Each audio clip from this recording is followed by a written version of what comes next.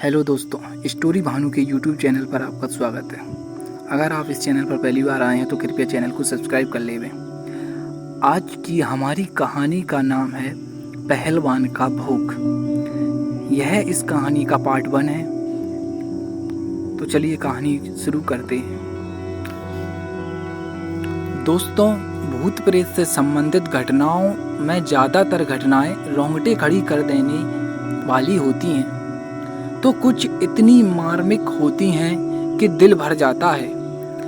लेकिन मेरे जीवन से जुड़ी एक घटना ऐसी भी है जिसे याद करके हंसी आ जाती है। जाने अनजाने में मेरी मम्मी के मामा जी के साथ ये घटना घटी थी। बस थोड़े ही आलस की वजह से उनके पीछे ऐसी मुसीबत लगी जिससे उन्हें निजात पाने में सालों लग गए। वो गांव में रहा करते थे। उनका नाम तो अच्छा खासा है, मगर गांव में अक्सर चिढ़ाने के लिए जो नाम रख दिया जाता है वो नाम पूरी जिंदगी के लिए पीछे लग जाता है। इसी संक्षिप्तकरण और मजाक में उनका नाम बचपन में ही लाल जी पड़ गया था। वो इसी नाम से पहचाने जाने लगे।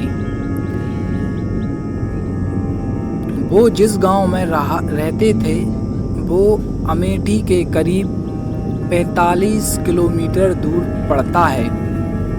उनका घर गांव में सबसे किनारे पर था और उनके घर से करीब 250 मीटर की दूरी पर रेलवे लाइन थी और रेलवे लाइन के पार एक बहुत बड़ा बरगद का पेड़ था जो और चबूतर बना था। उन्हें लोग पहलवान बाबा के अनार्थ के नाम से जानते थे। सबको उन पर बहुत श्रद्धा थी, जिसका परिणाम भी उन्हें अच्छे के रूप में मिला था। आसपास के गांव वाले उनकी पूजा अर्चना करते थे और उनकी कृपा भी खूब देखते थे और आज भी ये सिलसिला वहाँ जारी है।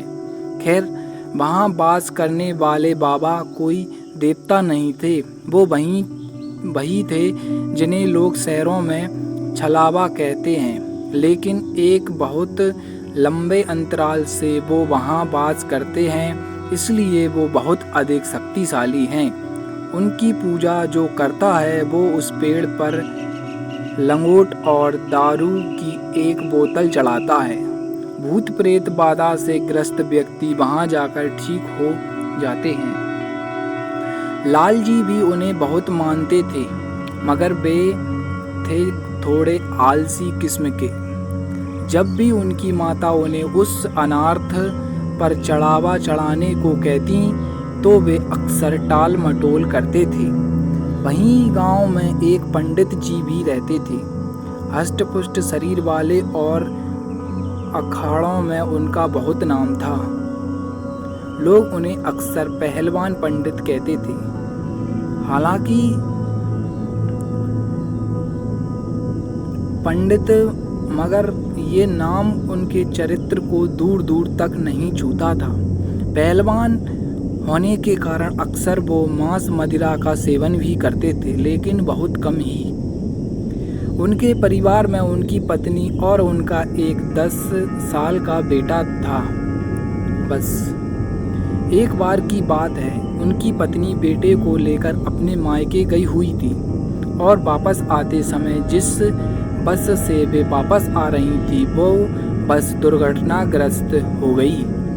उनके बेटे ने वहीं दम तोड़ दिया और उनकी पत्नी 3 दिन अस्पताल में जिंदगी और मौत से जूझने के बाद चल बसी। पूरे गांव में हफ्ते भर तक शोक का साया था। इतनी बड़ी दुर्घटना पहली बार उस गांव में घटी थी।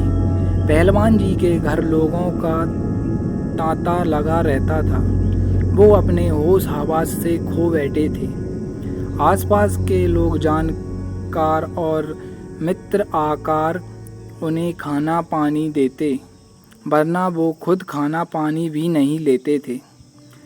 हफ्ते भर बाद धीरे धीरे गांव के लोग अपनी अपनी दिनचर्या में वापस लौटने लगे और उधर पहलवान जी ने जब खुद को संभाला तो शराब और नशे में डूबे रहने लगे और अपने मित्रों और रिश्तेदारों को भी उन्होंने जाने के लिए कह दिया और अकेले रहा करते थे। पूरे दिन पूरी रात वो नशे में डूबे रहते थे।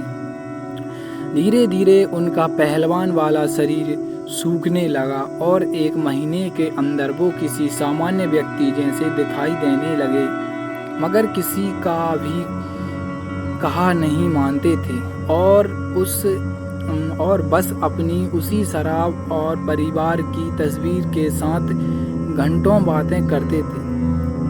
करीब 1 महीने के बाद अचानक सुबह खेत जाते समय एक व्यक्ति ने खबर दी कि पहलवान जी ने रेलवे लाइन पर आत्महत्या कर ली। उनका शरीर 2 हिस्सों में वहां पड़ा था। गांव के सारे मर्दों ने उन्हें वहीं से उठाया और ले जाकर उनका अंतिम संस्कार कर दिया और सारे गांव वालों ने थोड़ा बहुत मिला जुला कर उनकी अंतिम क्रिया भी करवा दी। बहुत बुरा हुआ था, मगर सबने यह सोच लिया कि ये तो होना ही था, आज नहीं तो कल। या तो शराब से बिस्तर पर पड़े पड़े मर जाते या फिर जो हुआ वही होना था। खैर, जो हुआ उसे ईश्वर की मर्जी मानकर सबने उनकी संपत्ति पंचायत को गांव के भले में लगाने के लिए दे दी। उधर कुछ 1 महीने के बाद लाल जी की माता जी भी चल बसी और लाल जी को ये बात अच्छी तरह समझा के गई थी कि हर हफ्ते पहलवान बाबा को भोग देना ना भूलें। उनकी कृपा रही घर पर तो सदैव घर में हरियाली और समृद्धि रहेगी। ये बात लाल जी अच्छी तरह समझ गए थे और उनका पालन भी करते रहे। हफ्ते में 1 दिन वो आस्थान पर जाकर भोग अर्पण करके आते थे और सबकी तरह ही शराब की बोतल से थोड़ी सी शराब वहाँ चढ़ाकर बाकी बोतल को प्रसाद के रूप में वापस लाकर उसका सेवन करते थे। करीब 6 महीने तक तो उन्होंने इस नियम का पूर्णतः पालन किया। फिर एक दिन वो दूसरे गांव गए हुए थे किसी परिचित से मिलने। वो वहाँ उस आस्थान से थोड़ी दूर पर करीब 400 मीटर की दूरी पर था, तो उन्होंने देखा कि वो व्यक्ति भी पहलवान बाबा को भोग दे रहा था, मगर वो उसने आस्थान पर नहीं गया।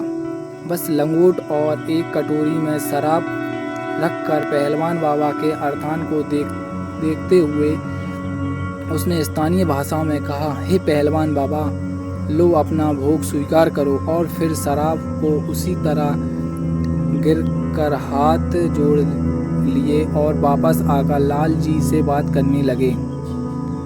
लाल जी ने पूछा, क्या इस तरह से बाबा भोग स्वीकार करते हैं? तो उसने हाँ में जवाब दिया और बताया कि सच्ची श्रद्धा से चढ़ाया गया प्रसाद लेने तो देवता भी धरती पर आ जाते हैं और फिर ये बाबा तो कुछ ही दूर पर निवास करते हैं और अपना भोग स्वीकार भी करते हैं। लाल जी को यह बात भा गई। वैसे भी उन्हें रेलवे लाइन पार करके इतनी दूर जाना पसंद नहीं था। अब उनका ये सिलसिला शुरू हो गया। वो एक बर्तन में थोड़ी सी शराब और लंगोट लेकर घर के पीछे की तरफ जाते और वहीं से खड़े होकर जिस तरह रेलवे लाइन पार पहलवान बाबा का आस्थान था उस तरफ मुंह करके बोलते, पहलवान बाबा मेरा भोग स्वीकार करो, और वहीं से चढ़ाकर वापस आ जाते थे। हर हफ्ते में वो ऐसा करते थे। इस तरह से भोग देते उन्हें करीब 6 महीने बीत गए। एक दिन की बात है, पास के गांव में एक आदमी को प्रेत बाधा हुई। उसके घर वाले बहुत परेशान थे और वो आदमी पहलवानी करके हर किसी को खुद से दूर कर रहने की बात कर रहा था।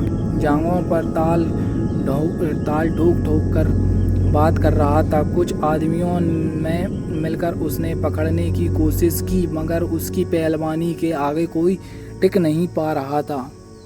किसी तरह गांव के कई सारे आदमी मिलकर उसके अपने आप शांत होने पर उठाकर उसे पहलवान बाबा के अर्थान पर ले गए।